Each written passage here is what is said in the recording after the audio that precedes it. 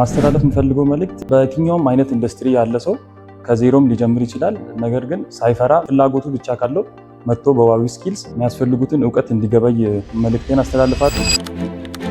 ስሙ ቃል ተፈራ እባላለሁ። የዋቢ ስኪልስ 7ኛ ዙር ተማሪ ነኝ። ዋቢ ስኪልስን ለመጀመሪያ ጊዜ ያየሁት በቲክቶክ አካውንታቸው ኤርሚ በሚሰራቸው ቪዲዮዎች ነበር። ከዛ ነበር መጀመሪያ ጊዜ ያየሁት። በመቀጠልም ወደ ዌብሳይቱ በመሄድ wabiskills.com ላይ ያሉትን ነገሮች ኢንፎርሜሽን ሰበሰብኩኝና እዛ ላይ ያሉት ቴስቲሞኒያሎችን በማየት ዋቢ ስኪልስን ለመቀላቀል ወስኛለሁ ማለት ነው። ዋቢ ስኪልስን መጀመሪያ ካየሁት ከጠበቅኩትም በላይ ሆኖ ነው ያገኘሁት። ስመጣ የጠበቅኩት ያው እኔ ዩኒቨርሲቲ ተማሪ ስለሆንኩኝ እዛ ላይ በሚሰጠው ሲስተም መሰረት የሚሰጥ ነበር የመሰለኝ ትምህርት እንትኑ። ነገር ግን ይሄ ኮሚኒቲ ነው፣ ሞር ኦፍ ፋሚሊ እንደሆነ ነው የተሰማኝ። ከዚህ ጋር መጣሁ በኋላ ባገኘሁትም ነገር በጣም ደስተኛ ነኝ። ቴንክ ዩ ቬሪ ማች። ያው የዩኒቨርሲቲ አሰጣጡን ሲስተሙን እናውቀዋለን። በዩኒቨርሲቲ ሲስተም ውስጥ ያለፈ ሰው ተማሪ ሆኖ የሚያይ ሰው ያውቀዋልና ሞር ኢንጌጂንግ አይደለም ሲስተሙ።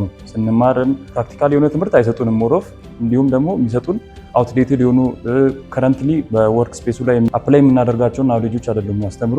ነገር ግን እዚህ ከመጣሁ በኋላ ሞር ኦፍ ኢንዱስትሪ ላይ ባሉ ሰዎች ስለምንማር ሞር ኦፍ የሚያስፈልጉን የሚጠቅሙን ወደፊት ደግሞ የምንጠቀማቸውን ናውሌጆችን ስለምንጠቀም በዚህ በቴክ የሚማሩ ተማሪዎች መጥተው በዚህ እንዲማሩ እመክራለሁ።